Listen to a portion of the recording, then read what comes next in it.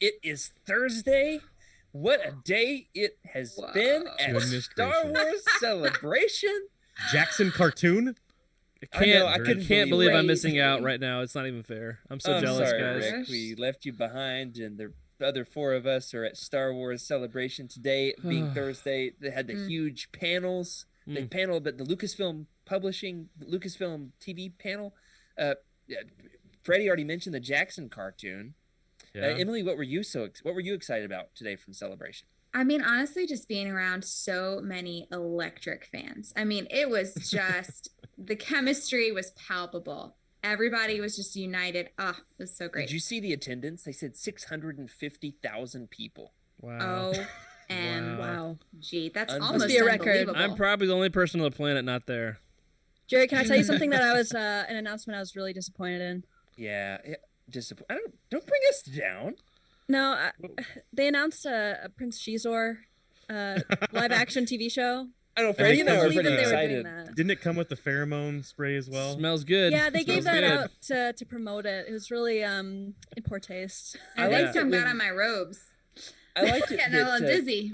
John Favreau gave the announcement from the bathtub, like she's like right there on the celebration stage. That was bold. I do wish I was there to see Jared's face when they announced the Battlestar Galactica crossover into the Star Wars universe. So that's gonna be really good. I'm excited about it. Katie Sackhoff was there. She's in both universes. I know. It works. It worked very well. It's gonna break the space-time continuum for sure. Stop it. Well, in case you are watching this the night that it comes out, we are the three of us, not Rick, at Star Wars Celebration. We are pre-recording this episode though, so we have no idea what has happened, and we're very excited to find out. So let us know in the comments. Watch it be boring. Watch you hate it. Watch you regret your decision. We're not coming out with anything for 10 years. They have teased a Tales of the Jedi show, man. Tales. Rick and I, Freddie and I and Emily, we're gonna do a live reaction there at the panel to Tales of the Jedi. I hope you guys get that lottery. That'd be so much fun. It's the tail, right, from the actual Padawan. That's what we're the getting. braid, yeah. The braid. Nice. Jedi. I'm very excited. So if you are at Celebration, we wanted to at least go ahead and get a show out. Anyway, we are doing our second part of the Kenobi Roundtable. So we are excited to be back in the swing of things when we get back from Celebration. Hopefully, third time's a charm. I'm actually meeting Freddie for the first time ever after 3 years of podcasting together. And so very excited to see what we have coming your way. But for tonight, we are covering Kenobi from 2013 by John Jackson Miller. So let's start the show.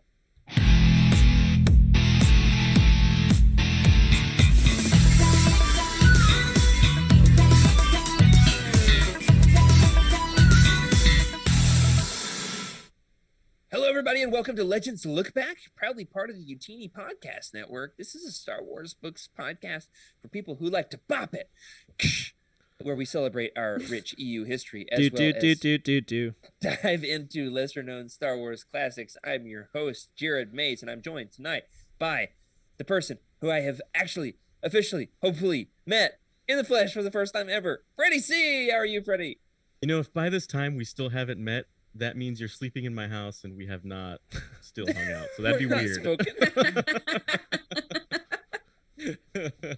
that'd be weird. But I'm excited for this episode. I'm very thirsty. This talking about Kenobi makes me very thirsty. Always thinking about moisture evaporators and whatnot. And you see my name. There's one right there. Who knows? I might have a tattoo of one at Celebration. The moisture evaporator would make a great forearm tattoo. Down the arm. I legitimately thought about down the spine, the entire back. I've heard the spine hurts. I thought down the arm would be a moisture evaporator. However, Corey said if you get the Utini logo, you're fired. What? So he doesn't want people to have that emotional He's like, don't get a tattoo of Utini. Don't get a Utini tattoo. He's adamant about it, and I think he's right. You know who else has a tattoo? Joining us again this week for Legends Look Back. I forgot her name. It's not in the show notes. working on it. Emma Park, there it is. Emma, hey, welcome. Yes, hello. I do have a tattoo. It's very recent. It's less. Well, when we're recording this, it's less than a week old. So for those of you that don't watch Cosmic Force, here it is. It's the Skywalker saber with MTFBWY, May the Force be with you, in Arbesh below it. And yeah, it was great. Definitely don't recommend getting it on your wrist because it hurts very bad. Literally anywhere else would probably hurt much less, but it was worth it. It was worth it. It's good. It's very itchy right now, but other than that, it's good. Nice. Well, I am so excited to also get to meet Emily Dayback in person. How are you, Emily? I am doing well. I am hopefully at this point not completely exhausted with having a newborn and spent all day meeting people that I've been waiting to meet for years. So it's going to be electric. If you are at Celebration, stop by our booth. UTN's going to have a booth there, and we will all be hanging out there at some point. Yeah, and you can shoot Emily's baby out of the cannon. Okay. Emily made 0 promises. Ground rules. Okay, that's fine. Garth Tumnus will be there, so you can say hey to the baby that has. He's signing books. Wouldn't that? I might legitimately. Oh, footprint! Oh my gosh! Oh man. I'll bring an ink pad that you use for stamps, but we'll just put his little foot on it. That would be cool. That would be adorable. On a UTN bookmark. Wow, very excited. Yes. Who have I missed? Okay, you know who's not going? About? Rick Grace. Wah, wah. Sorry, Rick. Oh my gosh. I couldn't hold it. That killed me. Oh, that man. look was hysterical. Yeah. Poor Rick. That was an ice cold stare for those listening. That's right. Did it again. I've never seen Rick look this serious. I've known him for 10 years. Man, I started crying. Can't even contain it. I can't. Well, very excited that's the context. to have some shenanigans. And we are, however, going to try to score Rick some rare Star Wars books. So yes, please. Hopefully, for me, that's like more fun than anything else. Like have an adventure and a goal.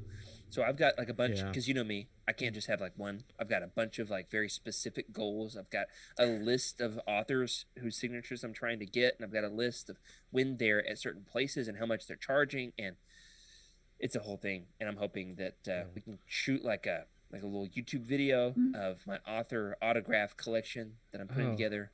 I just thought I of custom printed a poster. Nice. Just thought of the Michael Scott quote of, "We're gonna have YouTube come down here and record this, videotape it for us." So. Right. Yeah, YouTube is gonna be there. Anthony Carboni's gonna narrate it. It's gonna be amazing. There's gonna be a lot of vlogging going on. I can guarantee you that. Yeah. I actually bought a camera for this like occasion. It's like a little vlog camera, and it has a gimbal, so it's always stable. Nice. And it shoots in 4K. We're gonna have a great time. I thought you said logging, and I was excited for the lumberjack within me, but then I caught up. So that would be a very main California. thing of me to do. Yeah. So I mean, I'll bring my main pine, with me. Logging pine trees. Can we have palm trees for a second Canadian Kenobi? Hello there, eh? You know that's a good look. California Kenobi. Yeah. Oh there, dudes. Hey man. Brady, when I was in California a few weeks ago, I went to in Malibu Surfside Beach.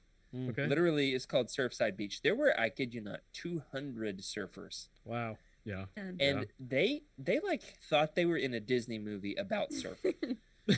They were using all the surfing stereotypes. They were like, dude, it's gnarly out there, man. Hey man, that's how we talk. It's for sure a thing. Somebody came down, and I kid you not, he said these words: surfboard on his shoulder, galloping down in his wetsuit with his buddy. He said, there aren't any waves in Hawaii like this. I'm telling you, dude. My wife and I looked at each other and just cackled, and then we went back to our books.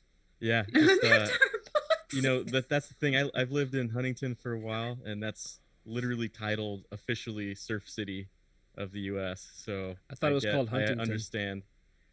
Surf City, man, that's where it's at. Sorry, but that's very much the culture. So I can't wait for everyone to experience that at Celebration. I'm looking forward to putting together like the most legendsy things that happened at Celebration, and for us to cover that. Finding the Galaxy of Fear collection. Maybe that. I was thinking more along the lines of like, Tales of the Jedi being announced. Yeah. Also, other things. There's a Legends illustrator, Cool. Chris Trevis, who did all the illustrations for the big Pablo Hidalgo book we like, the Essential Reader's Companion. Yep. The artist that did all those illustrations is going to be there.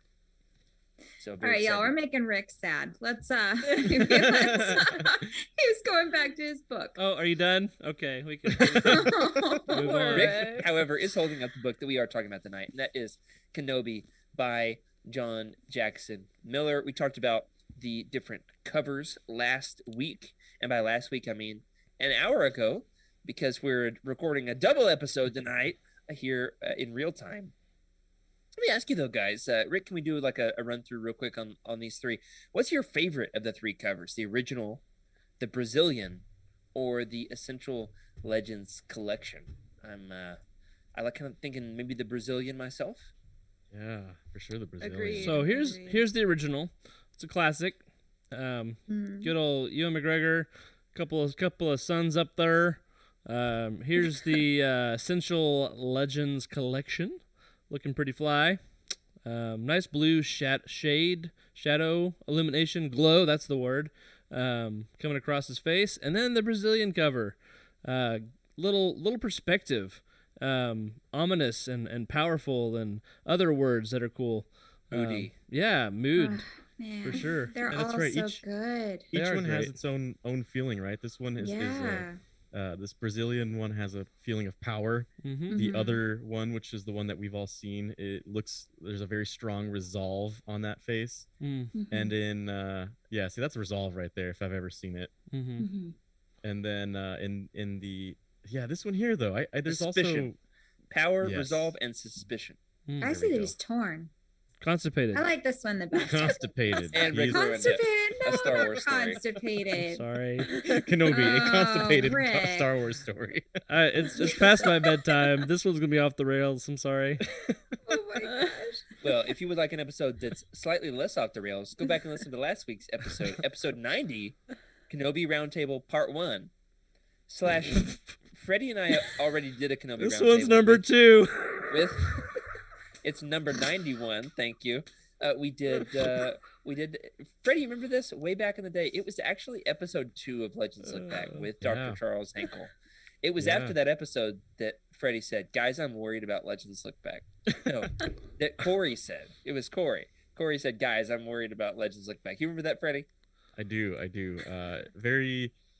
Wow, back in those days, we were definitely on the ambitious end of how many books to read. Those are such early days. If we, I can't even listen to some of those early I early can't. episodes. Like the They're first so 8 cringy. are really rough. First 30 are also rough. Listen, It's really in the 89 when we get our groove. It's like in the Last episode. the late 30s. Listen, so Yeah. I was reorganizing some of our YouTube playlists, and we have one called Utini Roundtables, and I was like, oh, I should add in like all the Legends Look Back roundtables and all the Cosmic Force roundtables. And I was looking, you guys did a roundtable like every other episode in the early days. It was wild. I was amazed. Y'all would Yep. read like trilogies in a week. Like Yeah. how? It was crazy. I don't What know how you guys did didn't that. occur to me then, back long ago in the year of 2019, when I was but a wee lad, I didn't understand that it took time to read the books, and that there are actually other things you can talk about on a podcast than just talking about the books. Right. Yeah. And That Corey, is Thank Vicky. you, Jared. Corey would say to me, "You need to think of episodes that are not just book roundtables," and I would say, "I don't understand what that means." So, Or So we just Jared, kept you- reading books. You could do like what I did with this book and read it in a day. oh, But we've the done key that. is that you need to set aside a whole day though. So We've done it, you I can't have a guarantee life you. outside of this, basically. We have. Freddie and I both have many times. Love it. Courtship of Princess Leia. One day, read it entirely on the exercise bike. Wow. Yep, I remember. So you I got some remember- motion in there too. Yeah. There was a time I was commuting about 2 hours to go to a job site, and I remember during that time I was listening double speed to I can't remember which Are audio you book. driving double speed? I was probably It happens. And then getting home was like 4 hours. I was like, okay, I get home and I tell everybody, just don't talk to me. I'm going to be laying down in bed, double speed, not thinking of anything but this book. And then there we go, podcast next day. Hey, I love this book. Those are rookie numbers, Freddie, in terms of speed. Rookie numbers. Yeah. I was progress. Yes, if you don't know what we're talking about, Emma read the entirety of Kenobi in one sitting. Yes, at 3 times speed. Was it triple speed? Yeah, there you go. Yeah, Yeah, that's awesome. Well, no, guys, we've had some debate in recent weeks behind closed doors at UTini, and we're gonna pull them out from behind closed doors here onto these doors that are the Legends Lookback doors, and that is the debate has been that maybe Kenobi doesn't belong in the Foundational 5. And some folks have made the case that it does. Some folks have made the case that it does not. I'm on the case that it does, and I think I've won. So much so that we have changed the Foundational 5 to a spectacular 6. That's Essential 6. The Sinister 6. What'd you say? 6. Essential 6. The Essential Special 7. 6. And we're working on it, workshopping it. I don't know if this has been officially announced. We might have just ruined it. So, make your case. Let's go around the horn. Does it belong as one of the first Star Wars books somebody ought to read? Rick. I don't know if it should be the first one, but I definitely think it belongs in the top several. I think it's definitely one of the most unique and genre-bending. It's got Western elements. It's definitely sci-fi, still Star Wars. It's got romance in it. It's got really good characters. So it's a solid book. And like we talked about last week, and hopefully again tonight, there's just so much to think about in this book. Yeah. And that brings a lot to Star Wars literature. So definitely top book. Oh, cool. I just saw that John Jackson Miller gave us a shout out on Twitter. So what's up, John Jackson Miller? Oh, sick. Okay, cool. Emily, you're up next. So I'm torn. I think that this is an absolute masterpiece. I want to say that. There is so much depth. Like, the more we've talked about it, the more I really see this is a truly excellent novel. Like, the writing is incredible. However, I think that titling it Kenobi, even though it is about Kenobi and it's about like how he changes from Obi-Wan to Ben, it's a bit confusing as a first read because it's really Obi-Wan is only in a very small amount of the book. Most of it is the story of Pico Oasis and like Aniline and Orangalt. There's a lot of other stories that if you don't know that that's what the expanded universe is, then it's very confusing. Because this is the second Star Wars book that I read, and I just thought, this isn't about Kenobi at all. Like, it's about this random Aniline person. Like, I don't care about this person. She's not in the movies. And so, like, right. I think that it does belong. I would say that in order to truly appreciate this book for what it is, I would read it at the very end of, like, read the other 5 first and then read the last one. This is your last one. Yeah, Emily, that's a great tip. You nailed it. I personally, my first recommendation that I always give people if they want to start reading Legends is Heir to the Empire, because it is a book that you can come into right away. You don't have to know anything, and I'll talk about this more in a panel perhaps at a celebration, but I think that's a great starting point. I think Kenobi is okay, but it doesn't really give you a taste of the rest of Legends and what is in the rest of Legends. There's really no like big cameos where books, some other books in Legends will pull from Heir to the Empire or Dark Empire. In this case, there's only maybe like a couple of those things, and it's mostly a standalone story. And I think that's why it's tough, right? Like, if you want to get into Legends, I feel like you need to get into a book that could lead you into a series of books. And then from there, you really start jumping off in the timeline and, really start discovering. So that's where I feel a little conflicted. But, it remains to be seen what this movie does, right? What if it just completely just demolishes what we see in the book, right? Are we still going to have the same kind of feel for it? How is this really going to affect that? And it's going to be interesting, right? We'll see what Celebration really brings into Legends, I guess. Yeah, well said, definitely. I'm still reeling from the fact that John Jackson Miller gave us a shout out. I know. I just read it. I was like, oh my Yeah. god. Like I feel like kind of bad for giving it a good. One 'cause I of really us. think it's good. One like, of us. I was You like, should be ashamed, Emma. You should feel I had shame no right idea now. he was You should watching. be ashamed. I think it's important to have diverse opinions. Yeah. I think that makes for good content. Well, and I think I made it clear that like I enjoyed it. You know what I'm Yeah. saying? Like I did. Like John Jackson Miller, if you're watching this right now, I love your writing. And how Good. much can you truly appreciate Michelin star level cuisine if you're consuming at times 3 speed? That's right. That's I Fair point. mean, Fair- can you fair really Michelin savor star all quality, of that? John Jackson Miller. That's what she I said. just- Michelin Oh, yes. star. Listen, just- if I think about this for another 5 hours at least, it'll go up another notch. Like I guarantee you, Sure. because If it's you a listen lot to it on like 2 times digest. speed, you might Yeah. catch at least a And couple then on more her words. third read, 1 time I'll listen speed. to it at Hey, 1 time speed, let's. and then I'll listen to All it right. at half speed. You know, really Rick has soak it something in. to say. I was just gonna say, after listening to audiobooks or podcasts, anything at over 1 speed, normal conversations are so annoying.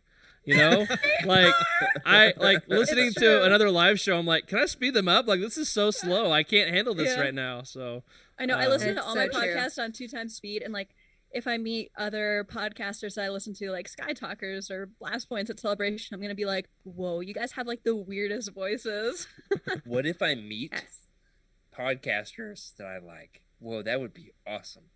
Yeah, yeah, it would. It would. Wow. It Now, would. I mean, I like you guys. I can't wait to How are we meet going you to carry guys. on with this show after that? Well, anybody else? Should it or should it not be in the Um, foundational 5? Emma. Yeah, I think I was in the like when we were discussing this, I think I was in the Take Kenobi Off camp, even though I hadn't read it yet, which I probably shouldn't have been weighing in on this.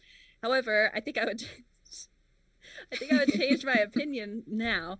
However, like Freddie said, it kind of depends on what happens in Kenobi. Like, if this has the potential to kind of exist on its own, and isn't like super contradicted, I think I would say let's keep it.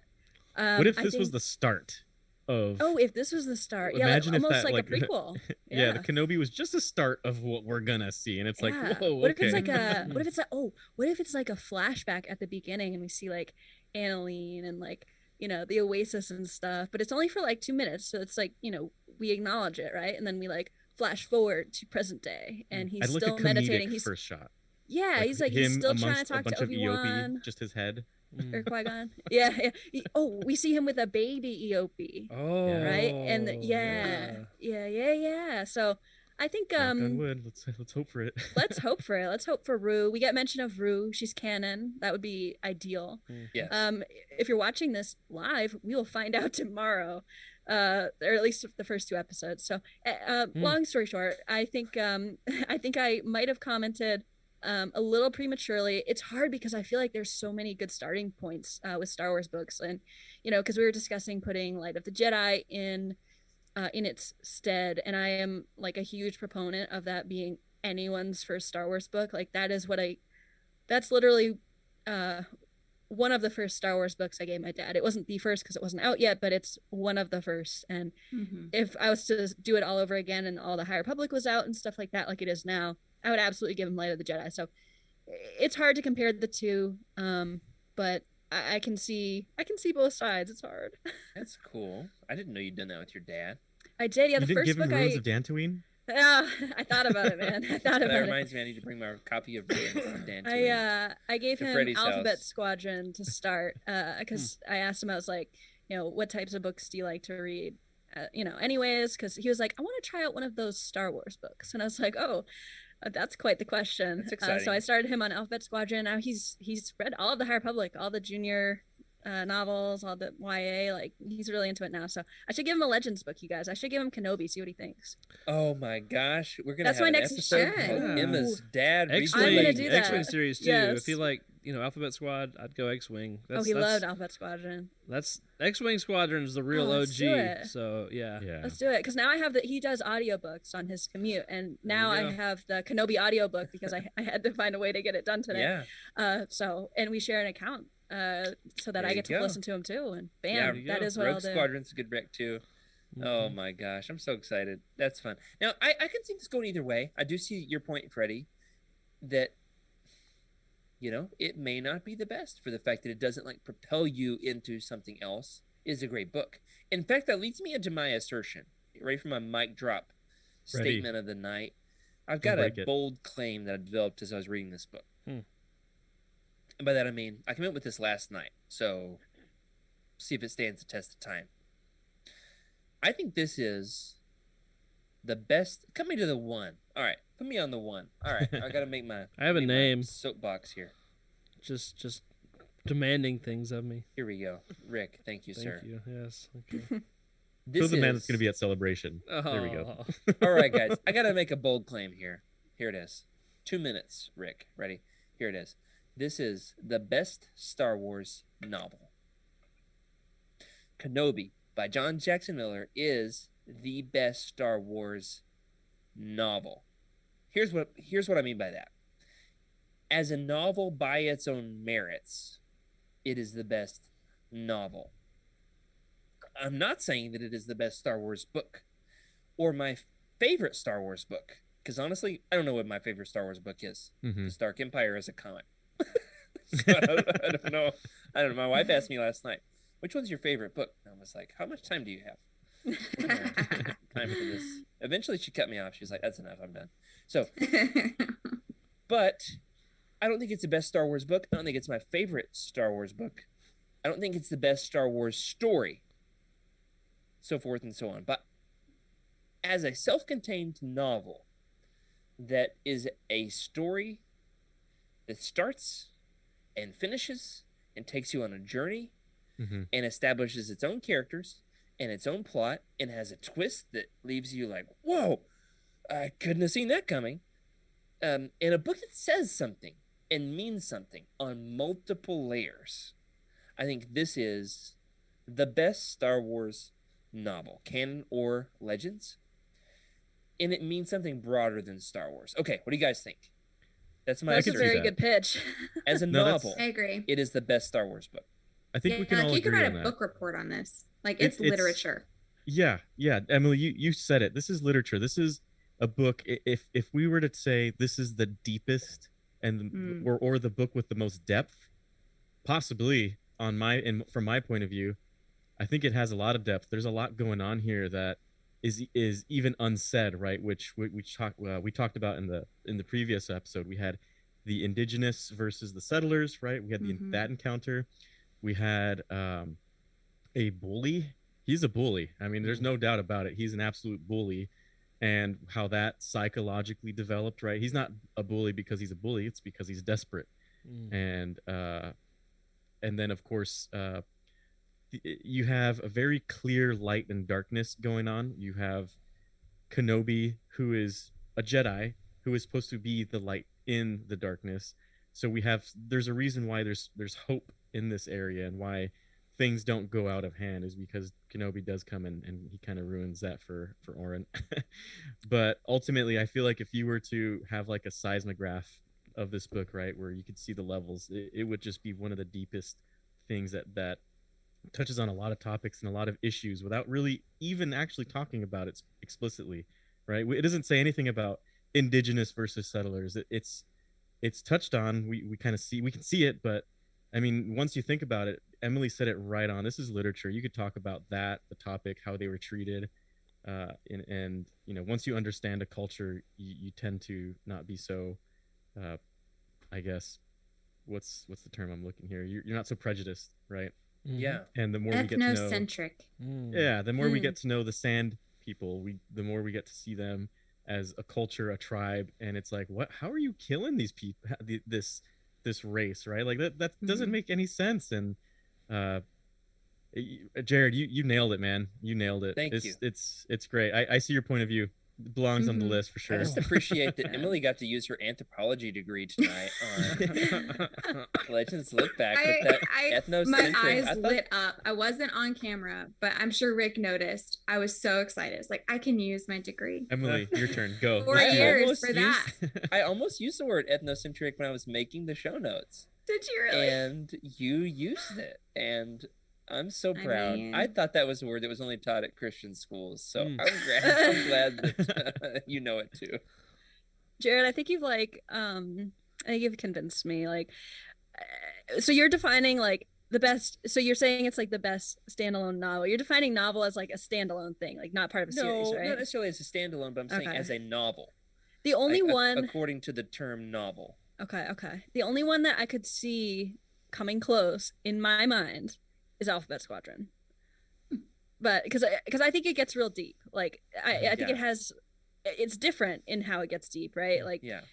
I'm talking canon on a Legends show, my bad, but We totally know what you're talking about. I get it though. I get yeah. I get your point of view though. Like this is like it's like the fine wine of Legends books, right? Sure. Or grape And juice. Dusty. That's right. Or grape juice if you're non-alcoholic. Yeah, it was made in old number 1, right? The vaporator that makes the sweet water. I'll tell you what. When I was out mowing the yard when I was listening to that part about how sweet the water is from old number 1. Yeah. I stopped the mower, walked in the house. I need water. It was like SpongeBob. Water. That was maybe your best voice yet.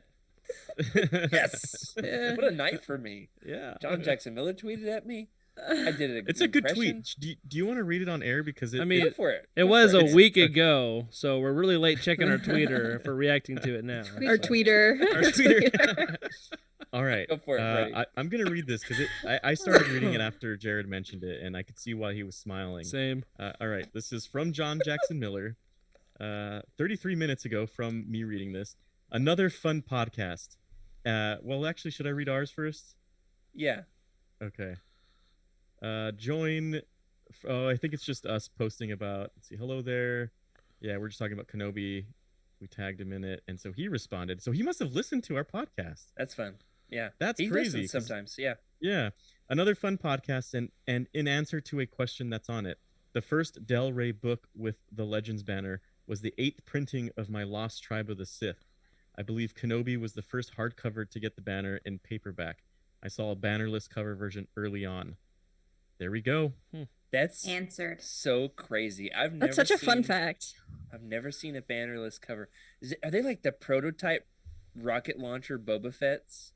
Like, are there bannerless Kenobi paperbacks out there in the wild somewhere? I mean, yeah, like 4 in existence. Have you ever gotten a like the early release books, but like some publishers, yeah, some publishers though, like they publish with cheaper like substandard print material that it's like just for like the author and maybe like a focus group. I've been like an early group for some Christian like theology books and like some Christian fiction where it'll say advanced reader copy and all that. And so like it's possible that it's paperback, but it's one of those that's not intended for circulation, but it exists. And so it's like intended for my collection. Exactly. That's what I was thinking. Yes. It's gonna burn a hole in your wallet. I'm fired up. Ooh, how about that? That's really cool. Wow. Now that we've complimented him, let's critique the book. Yeah. Should there have been more young Luke? I was just listening to the Cosmic Force this morning and aired last night, which if you're watching this live was a week ago. So we're flow walking. That makes a ton of sense. We're flow walking like Jason Solo here on Legends Lookback. All right. In the Journals of Ben Kenobi, there is quite a bit of young Luke. He crashes his T-17. What is it called? The Skyhopper? T-16 Skyhopper. Yeah. Okay, fine. I was off by a digit. And so Luke is a part of the story, but he's really not in this. Should there have been more Luke? That's true. Well, didn't we see at the beginning of the book? He was a baby, right? Mm-hmm. So I feel like he was too young to like do anything. Seen him throwing up. Mm-hmm. Time. I mean, Emily knows like babies they don't do much. Like they eat. They don't get into much trouble. They do much. Yeah, there it is. Oh my gosh! I was thinking like jokes. even if they were to have like little baby Luke crawling out into the desert and then Obi-Wan grabs him, puts him back into the cradle, and just like takes off. No one knows, but. That doesn't. I don't know. That just seems like Aunt Beru and Uncle Owen are just not responsible.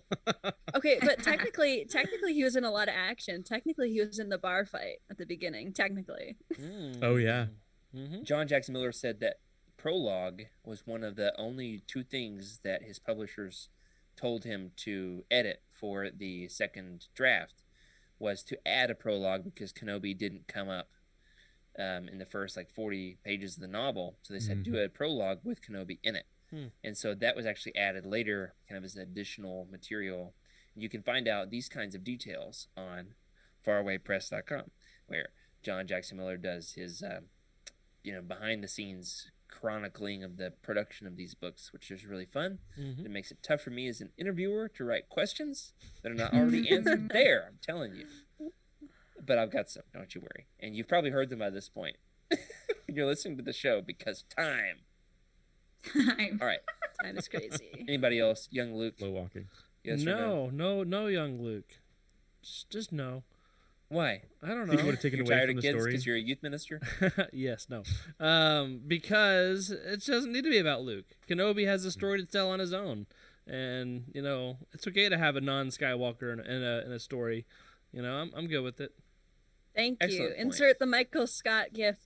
Thank you. Yeah. Yeah. I don't think there should have been any more, because I think this book is perfect as it is. Flawless. There's a couple things where I'm like, that's a little silly, Monkey Jabba, or I don't want to list all the silly things because I want to be nice, but Star all Wars in is, all, they're it's fun, vacant though. in space. It's silly, it's kind it's of vacant in silly. space. I I've love listened. that. I've re-listened to love- this book more love the times than ridiculous just things. about any, like 5 or 6 probably, maybe 8. I mean, this is a very rereadable book. What was your Yes. point, Emily? Oh, I was saying I love the little like tidbits, like the ridiculous tidbits. I just think they're the best. Like how It's very Hello Star There Wars. was in the book a bunch of times. yes, Like, like that's that fun. is like, oh, that's why I love being on Legends, like a Legends show. Like I read way more canon than I have Legends. I'm working on it, but like how ridiculous, like Legends can be so ridiculous. Oh, And yeah. I'm so here for it. Emily, I love I it. want you to pay attention throughout the rest of the year. Every Legends book you read, I want you to write down the page number of the quote in every single Legends book. I'm serious. Not a one missed this. Every single Legends book has this exact line. I've got a bad feeling about this. Yeah, Every that's true. single. That's Like- what I That was is gonna not tracking stress. to me at all. Bad Yeah. feeling about this. Now that I say that, I wonder, was it in Kenobi? Yeah, I'm pretty Yeah. sure. I'm pretty sure it was. It had to be. Let Yeah, me get a I- PDF and Command F It's almost that. mandatory. Oh, that's a good idea. That's right. Somebody command F that, please. Sounds like a bad thing to say, people. It does. It does. It sounds When I like a said it, I question was for like, John Jesus. Jackson Miller. That does. I should ask. him. Yes, Absolutely. it does. Has Add anyone it to, ever asked him add that? it to the notes. Yep. Oh my goodness. Yeah. So, we're a no on young Luke. How about Tatooine as a planet? I mean, I can't think of any other Star Wars book that takes place entirely on one planet. Can you? Yes. What? A New Dawn. Okay. What planet? That one that they're on. Is it Lothal? No, actually, it is a system. They do like asteroids and stuff. I was gonna say I remember the ghosts being a big Yeah. part of that, so I feel like they went somewhere. They went somewhere. Give me a second. And it's no. excellent for world building. Excellent for world building. For the Let me fact take a fact quick that- look at my bookshelf. Yeah. Every single thing that's Tatooine is in this book. Name me something Yeah. from Tatooine. Tatooine. It's just a fun word. Banthas, Anchorhead. right? They're in here. What else? I mean, Tuscan. Moisture Tuskens. farmers. Yeah. They're in here. Great Moisture Dragon. farmers. Huts. You learn so Farmer. much about the art of moisture farming. Oh, Yes. yeah. I it's feel not like just- if right, somebody it's asked not me, just hey, water. what is a moisture evaporator? I could give you a dissertation on Mhm. how it all works now, don't you think? Why don't Yeah. you go ahead and do Just gotta that? get Just those write up that settings. dissertation for us. What's your point, Freddie? Well, I'm just saying that the fact that that it describes the sweet water that we talked about Mhm. earlier, and I don't know if anyone can read that page and not just like have a little, lick of the lips and thinking, man, I need to try that. Yeah. Yes. I mean, look at that. You talking about that page made me take a drink of water. I know. You I see feel that? like I need my water now. Yeah, Freddie's massive water Congratulations, John Jackson Miller. You've sold us on water. Yes. We're huge. John Made Jackson everybody Miller. thirsty. Did you but know in a little that- different of Thirsty a on way? Legends Did you know that Who Chuck? needs those little flavor drops? Just read this. Did you know that Chuck You'll Norris want has a more water. water brand?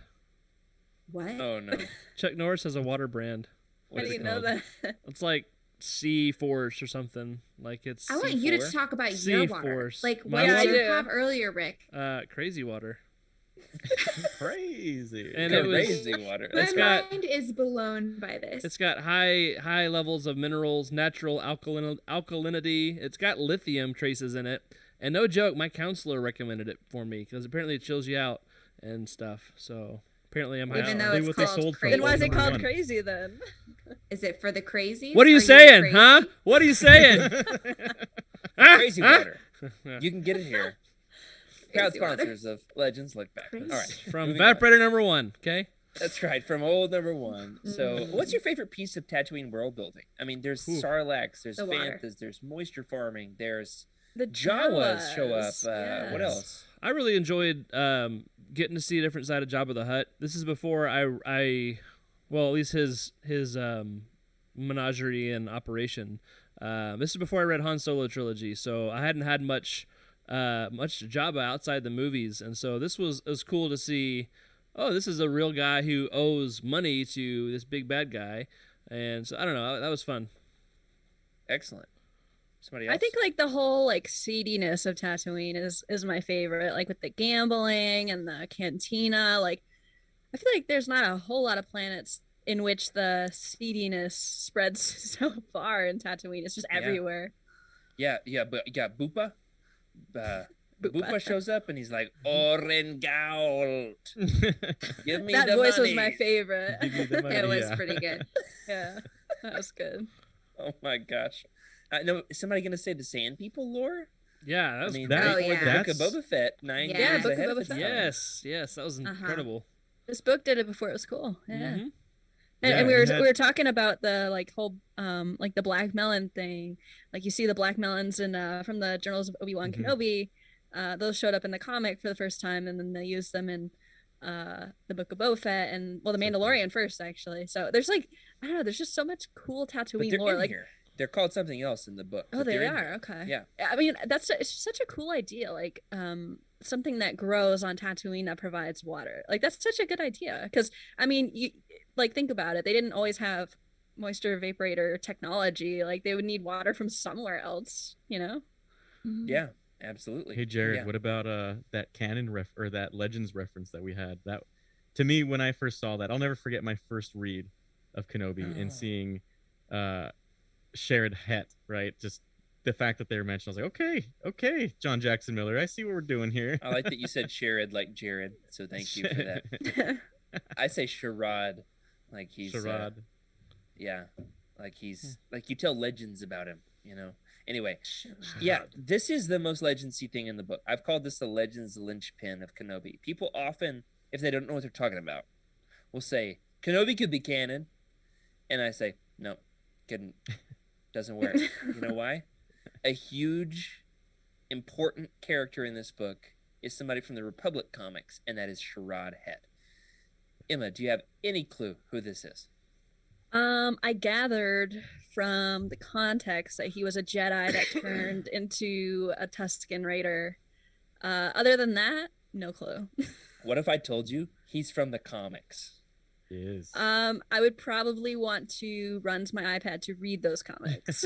You are in for a fun evening because they're some of Oh, the boy. best Star Wars comics ever written, without a doubt. Nice. So there's two characters, Sherrod Het, who gives birth to a son. Ready for this? Okay. Asherod Het. Ah. It's like my neighbors back in Massachusetts, father and son, Wayne and Dwayne. No, stop it. That's not That's real. so bad. It is real. What? Dwayne was my oh best friend. my It god. Israel. Okay, sorry. Yeah, that's right. He's a huge Star Wars fan. So shout out to Dwayne. Dwayne's a real one. Dwayne. All That's right. right.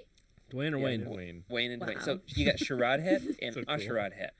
Okay, that's not And- confusing at Those all. sounds like They ancient are- Near Eastern gods. They are absolutely, Freddie, tell them, aren't they the most important characters in all of Legends comics? I would say so. Yeah, I would say so. That I don't want to spoil it for you, Emily. Or Emily, have you read this? Emily, God, goodness gracious, I'm Yeah, surprised I that's haven't done definitely- that. Yeah, our yet. names are. Yeah, That's going to be a 0 for 2 on M's. Yeah. The M's. Neither of us have read these, but we Just will call them both be M's. reading them shortly. Just I don't know do if I that, want to yeah. ruin it for you, but Jared and Sherrod do Jared's right. you definitely want to, if you can, Emily, when you're on that airplane, wherever, or Emma, wherever you're at, wherever you guys are at, just read them if you can, and you'll understand what Jared's saying. Gotcha. Definitely must. Yeah. Even though it's past midnight, I feel like I won't be able to go to sleep until I figure out what these people look like. They are in. You've already read the whole book of Kenobi today, Emma. It's can true. go to It's like I sleep. can do It will more. be there tomorrow. They'll be there. They'll be there. We'll do like a whole roundtable on I'm an Republic overachiever. comics, I'm sure. Please do. I'd love Yeah. to talk about that. Sherrod Het, he's got an cool. interesting story. He's like frenemies with Anakin and Obi-Wan, and there's a whole standoff between him and Obi-Wan on Tatooine, between Sherrod Het and Obi-Wan on Tatooine. It gets confusing. It's very legendsy, very legendsy. But the way that factors into the story, of course, in Kenobi is a Yark's sister was married to Sherrod Het, who was the former Jedi who came and became like a militant Sand People leader, right? And so because of that, she saw how important the Force was as it could influence the Sand People and make them great. And so she wanted another Force wielder to make them great. And Therefore, wanted to be Obi-Wan. tried to get Callie, thinking it was her, wasn't, then tried to get Obi-Wan. And he said, yeah, I'm not going to do that, but I will come up with a plan B. So, ever the negotiator, Kenobi.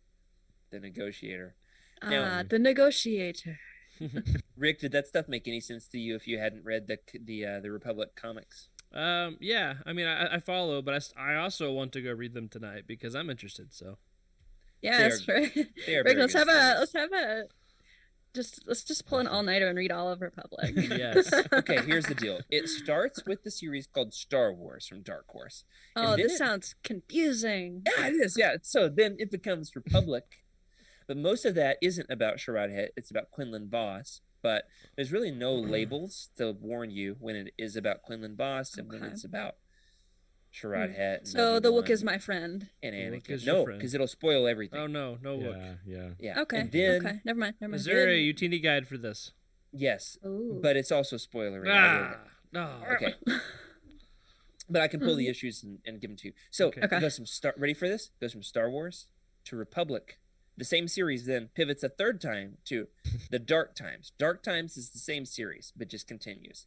Then, if you want the full story of Sherrod Het and Asherad Het, it continues into Legacy. Legacy then, when it's finished, becomes Legacy War. Legacy War, after you finished it, there's a sequel called Legacy 2. Ready for? Can you recite it all back to me? No. A long I mean- time ago in a galaxy Galaxy. far, far away. If it takes you like 5 minutes to explain this, that means that it's way too confusing. Just ask Jacob. I talked about Legacy Yeah. on an episode with Jacob, so he went and started to read Legacy. Then he got to Freddie, what's that crossover event from Knights of the Old Republic? Oh, he's told me all about this. He was mad at you. Vector. He was like, Vector. "What has Jerry gotten me into?" He got He's to like, Vector, Oh yeah, that's and right. then was like, I don't know what's happening, so I'm gonna go back and read these other series. So then he started reading Republic. Yeah. He started reading Knights of the Old Republic. How many he- comics do you think he got through until he figured things So out? he got sidetracked by the crossover event and never made it through Legacy. I think he just gave up. Honestly, like I haven't heard Gave up, anything about it. And he moved to the other side of the world. Yeah, he's like, I need to get far away from this man. Oh my gosh, literally in Vietnam as we speak. Yeah. Shout out to Jacob. We love Oh you. my gosh. Also, if you get the crossover event, just keep reading what you're reading. Don't feel like you've got to fill in all the details. That's a Yeah, great way to absolutely. Don't do it. great way to get bogged down. But it's a great story as it concerns Sherrod Het and his son, Asherad Het. Yeah. Well, it also relates really well to not the extremes of the Star Wars universe with Republic and Legacy, but some stuff we're a little bit more familiar with, right? Like episode 3 and 4, the movies. How well does this book do at filling in the gaps between episodes 3 and 4?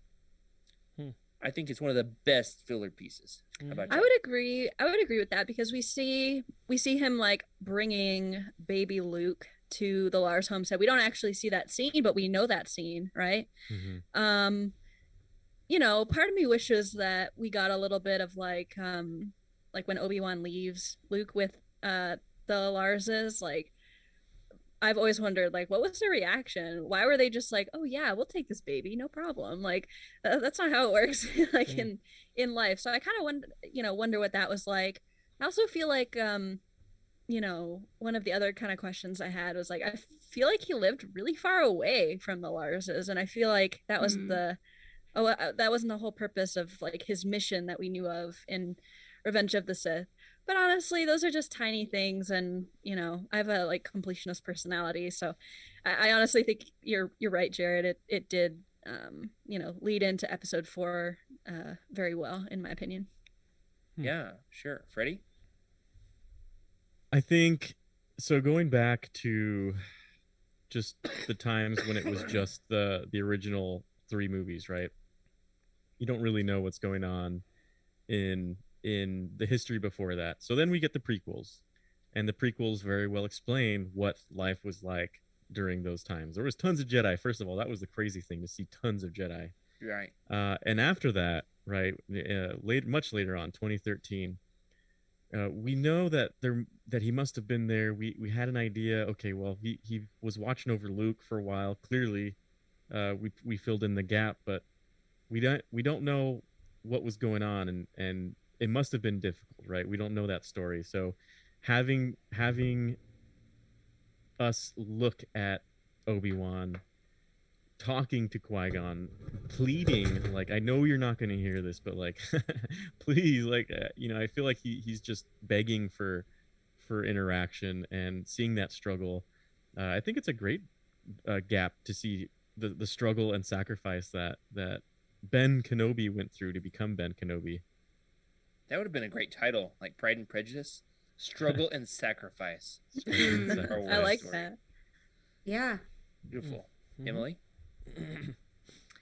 I think it does a really great job of kind of doing a slow fade, because there's a lot of time in between those 2 episodes. It's like a whole generation has to grow up.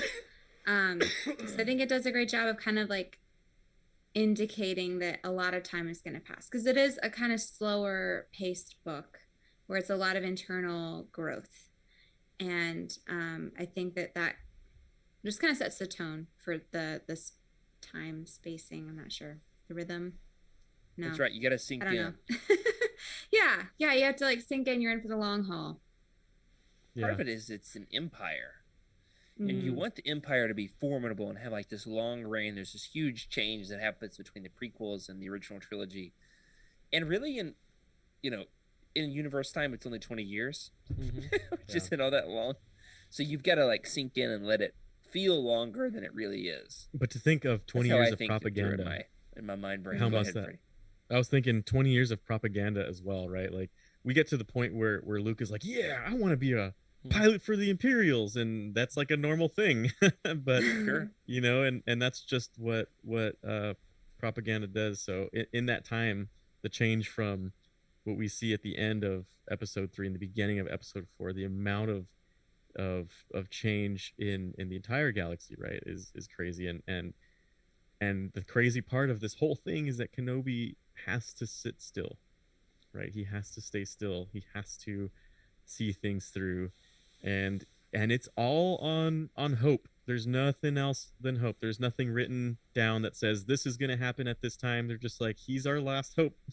This is it. This is all writing on this kid, and that means enough to Kenobi to stick back and take care of Luke, but also deal with the whole indigenous colonialism thing, which is a big deal. Yeah, this is really one of the weightier parts of the book. I'm interested in how this hit you all. The idea that the settlers have come in and they've built their moisture evaporators and they drive their land speeders, and yet they exist alongside the Tuscans, who they've villainized and they've made subhuman in their eyes. And this book helps you to realize they have concerns, and they have sons and daughters, and they have their own culture and custom. It really is a commentary on colonialism. It's something I'm interested in asking John Jackson Miller about, in fact. What is the commentary that he's trying to make concerning colonialism and our treatment of indigenous species? Just for some light Thursday night conversation. Yeah, man, that's powerful. Yeah, I know. I'm glad that it was addressed, because I feel like in 2013 we weren't really talking about that type of subject as much as we are now, especially with Book of Boba Fett addresses it. And we've just had kind of more conversations about it in general.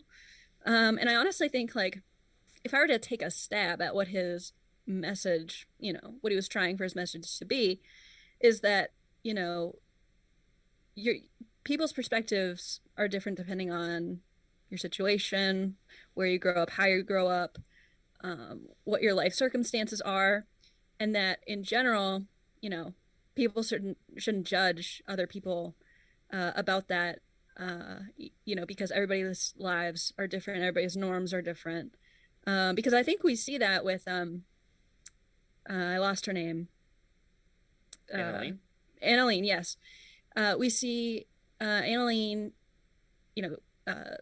empathizing with the Tuscans when nobody else does. And I think it's because she realizes and recognizes that we all have like basic things that like tie us together. We're all humans. And in her case, they were both mothers. So we all have things that like tie us together, even if, some other things are different. So I think that the message was that while we have our differences, our similarities can bring us together more than the separation that our differences make. It works on levels. How about that? Yeah. Must be a masterpiece. It's got levels to it. I gotta say, like, just as I'm talking about that, I've got in the back of my mind, I'm like, why did I say this was good? Like, literally, there hasn't been any other Star Wars book that has made me think like that. It's almost like I'm about to ask you for your new rating here in a minute. Okay, Emily, what was your take on the anthropology of colonialism? Oh gosh. I mean, I think it's ethnocentrism for sure, because we all come into the world and into our communities with certain ideas of how things should be done based on our background. And it's a constant conversation that we need to have about if what we know to be true or what we think to be true is actually true, or if that's just our experience. Because there's a different side to everything. And I think this book really highlights that very well. It's like it's not trying to make a clear statement either way, because like Tuscans still murder and raid, and like who's to say if that, I mean, it's generally speaking that's not a great idea. So like they're ethnocentric in that they view the settlers as invasive. Sure. I mean, I love like the statement of like, we don't barter. Tuscans take. Yeah. Tuscans take. They have a warrior culture. Mandalorians have a warrior culture too. So like their rules kind of just apply to them, but they kind of don't when it comes to taking life. So that's where I think a Jedi kind of put in the middle of this conflict is a really fascinating struggle of, okay, so who do you side with? How do you make peace with just two very opposing cultures? Yeah. Wow. There's Emily, that you hit a lot of great points there, and I keep thinking, because I've actually taken an indigenous class in college, and the one thing that I learned was during each encounter, and they call it certain encounters, you've got like the Spanish entrada is one instance, and then you have the British encounter. During these encounters, there is one common theme, and it's disruption. Right? There's the whoever it is, the Spanish or whoever, come in, completely change the way of life of what's happening, and it's because of the superiority of the technology, right? Because that does have something to say. Because if you look at, like, for instance, in American history, you had indigenous peoples throughout the U.S., and you had massive villages that were bigger than some of the metropolises to date. Like they're humongous things that existed in the United States. And of course, you had certain rich cultures that were developing. For instance, the Six Nations, I believe, in the Northeast. what is it? I know I'm not sure what the appropriate name is. Iroquois Confederacy is what I've heard before. Starting government before government was even a thing in the United States. Wow. And what happens when another culture comes in? It totally disrupts the timeline of what the possibility of this culture could have been if they were left alone. And that's one thing that we see in Tatooine, right? Settlers just found this place and decided, all right, moisture evaporators everywhere, totally disrupting the culture and way of life of whoever was there beforehand.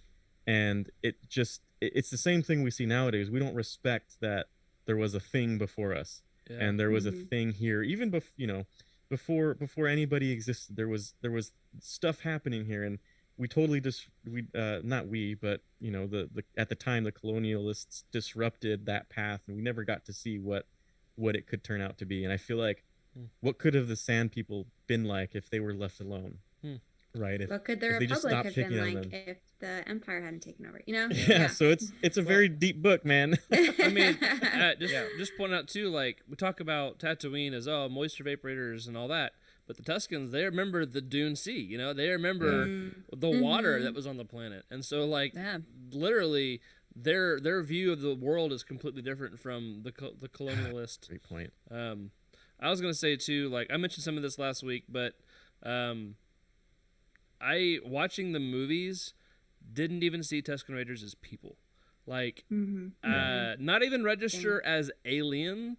I think it was animal. Like that was my view of them as a kid. Varmint. Like they were animals with guns. And so this book really opened my eyes to, maybe they're not like a species. Maybe they're actually a people that is spoiler for the end of the book, a collection of people, and a different backgrounds. They may not all be the same species even, but are Tusken as a people. So anyway, good discussion for sure. Wow, y'all have kind of left me speechless. I'm just like sitting here examining myself, and my own motives. Right. I'm not even cracking jokes. We'll have now's the time. Invitation. Now's the time for reflection and prayer. I see Rick's brewing a joke. Yeah, I was thinking we're all gonna go to jail because I think we killed this episode. Now, if you'll all rise as we stand and sing, right, Jared? Amen, Yes, brother. That's right. So Awesome. I am. Man, you didn't see him as people. Oh man, I was about to say something about that. That's Wait, can I say really something about that? beautiful Actually, thing. Sure. Yeah. So I don't think that the movie wanted us to see them as people, Sure, because we were no supposed doubt. to side with Anakin and stuff. Yeah, totally. So Oh, but now I like seeing them as people, to sort of turn that on its head and look at Anakin. It makes me look at Anakin in a different light in that situation, for sure. ready for a crazy thought? Totally. That's true too. The whole scene in A New Hope when Ben, scares off the Tuscans. What if it's like a insider thing where it's like those are his old buds, and no, it's like a stage, like his crate dragon call. They know it's him, and so they play big, but really it's just a wink wink kind of encounter, where it's like, Well, because he needs to get Luke to come with them, so they stage it. Yeah, that just is a fun thought. What it taught me was that he learned that they're scared of crate dragons. So Yeah. he started using that to his advantage. Yeah. Jared, I have a question for you. Sure. Well, and everybody that's read this book before, when you guys were watching the season premiere of The Mandalorian, the second season, how did you react to that crate dragon? I mean, I know it was in KOTOR and stuff, but it was different, especially with this book.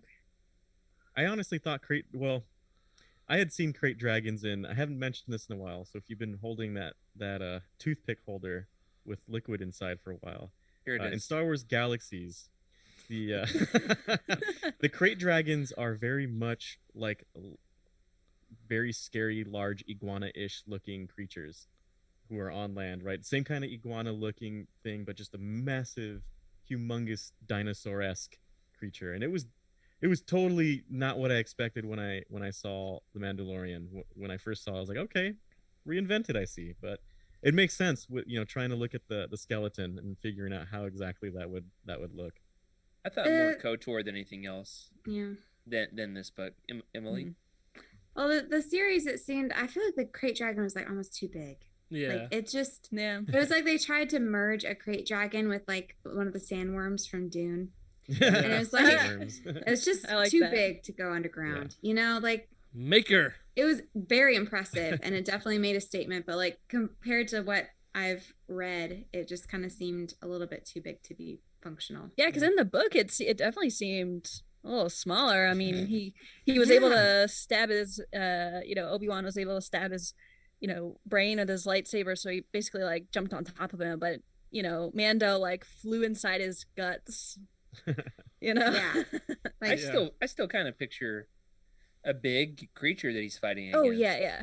So It's not like, Probably like half it's not the like size a of the gardener Mando snake, one. Yeah. Gardener snake. Yeah. bigger than a gardener snake, smaller than the Mandalorian. Okay. Yeah, So, somewhere. in- That's in a that sweet range spot. for sure. So we talked about what came up That's the in sweet that Disney Plus show. What about the new Disney Plus show? What is one thing from this book that you would like to see included in Obi-Wan Kenobi, starring could all Ewan agree. McGregor, hitting We Disney can all Plus agree. on May 27th? There's Ready? one thing we do all agree on, I think, and What's that's Rue. So, Rue. yes. Rue. Good. Rue, Rue, Mhm. Rue. Rue. It's not going to be Rue. Rue. Rue. It's going to have a different name, isn't it? It's the stupidest Pooh. thing. Isn't it going to have a different name? They're going to give it a different name, aren't they? I was Uh, gonna. most likely, but if they just named it Rue, it would be such a perfect fan service because Yeah. it's just enough where we'd be like, okay. Because it We're has good. zero impact on the story. Yeah, It honestly. has Exactly. zero impact on the story. That's right. So That's a perfect please, Easter egg. please name it Do Rue it, and clapping you're cool. emoji. Do it, and you're cool. Yeah. That's right. Okay, Um, something other than Root. I'll say something like, I feel like this is a big ask, but I would love, yeah, Rick, okay. I would love to see. Why do I keep forgetting her name? Annalyn. Because you read the book Annalie. in a day. That's why. I'm sorry. Y'all making me laugh. Annaline is. I'd like to see Annaline. her in the show. I kind of like to Yes, see I would the love to see Oasis. her. Yeah. Yeah, because like although to be honest, I couldn't. I mean, we kind of know who everybody's playing now. Like they released like that cast list and the pictures. Right. We kind of know who everybody's playing now, so I can't. Well, honestly, like I can't even. I don't even know how I picture her even. But it would just be cool, even if we saw like her for like a second in the background. Like he went to the Oasis, but it's not called the Oasis, but we can interpret it as the Oasis. And he goes to get a drink, and there's this woman who Sure. is middle-aged, and maybe there's a kid around, a couple kids around, maybe there's Or some Sassy animals in the teenagers. back. check it out. He needs to get some like intel of something, or he might need some supplies. He's like, I have a friend, and it just happens to be like a very short Yes, like cameo a middle-aged of like him Yeah. going to the Peak Oasis or calling Yes. he's like, yeah, call my friend at the Peak Oasis. It's like, whoa, there we go. Yeah. All I'd right. like to see if they go to a bar. I like for it to be called Danar's Claim or something like that. Yeah. I don't. That Yeah. just a Yeah. little nod. Why? Yeah. Rick, Sorry, I keep interrupting you tonight. you're good. Go for it. How about she's off planet at this point? Where Right. he like has to put in a request. What's her study that she went into? Like the field of study she went into? Oh, zoology. yeah, something like that. What if Glu- that was a connection where he somehow contacts her for like her expert opinion about this, and it's just a small line, but you see that she got off the world, and so like Danar's Claim is ran by the guy that she left in charge or whatever, but it's not hers anymore. Where She got off Tatooine, but you know Yeah. where she went? Alderaan. Oh no, Alderaan. that's right. But there was like 10, 15 years But that- before then, Yeah, that hasn't happened yet. Yeah, So she had time. we're safe. She had time. What about Glomer? Wah, wah. Yeah, I want to Glomer? see. You want to see Glomer in the series? I just want to see him as a mechanic in the back. He's like, hey, Glover, and that's it. Just a name. I want a name drop of somebody. What's his Yes. species? He kind of reminds me of like Claude from the Rise of A Skywalker. Findian, Sure. I think. A Findian? I think I Okay, picture okay. a Duros, but I could be wrong. I don't know why I completely picture Claude's species from the like That's- like a mechanic but has no arms. That's hilarious. That would be so perfect. Yeah. Oh my goodness. Hmm. I've wondered about like maybe one of the scenes like the Sarlacc pit, the bantha chase across the Sarlacc pit, but it's different characters. Nevertheless, there is like a high speed bantha chase into a Sarlacc pit, something like that. We need I to think see that we need to see like a Sarlaccs. bantha. What's that? I feel like because we're on Tatooine, we need to see Sarlacc for sure, or mention of Sarlacc. So far, we've gotten it. I feel like every time, Book of Boba Fett, we had Sarlacc. So I was like, cool, check. I want to see that. I want to see more Sarlaccs in canon. Yeah, I mean they have the assets to do it, right? Like Yeah. they've designed it before. Like I have That's no right. idea how We all of the understand. CGI works, but I understand how how they can ILM do works. it. They Yeah, have all the assets. They got it. they got it. They can do it in like 2 seconds. It's fine. It's like when I Come tell on, Rick, guys. "Hey, pull up that image. It's in the Google Drive," and I just like expect that he can 15 figure it images. out because I trust him. Active. Yeah. I use the Force. Okay, let's go around the horn. Let's start with you, Emily. One last final rating for Kenobi by John Jackson Miller. Masterpiece, for sure. Emma. It is increased to incredible. John Jackson Miller. I'll take it. I apologize for earlier. Yeah, that's right. And your apology will be in the mail.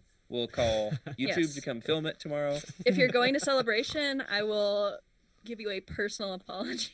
He's not, so you escaped that. You dodged that. bullet. Darn it. And I'd love Freddie. to meet you.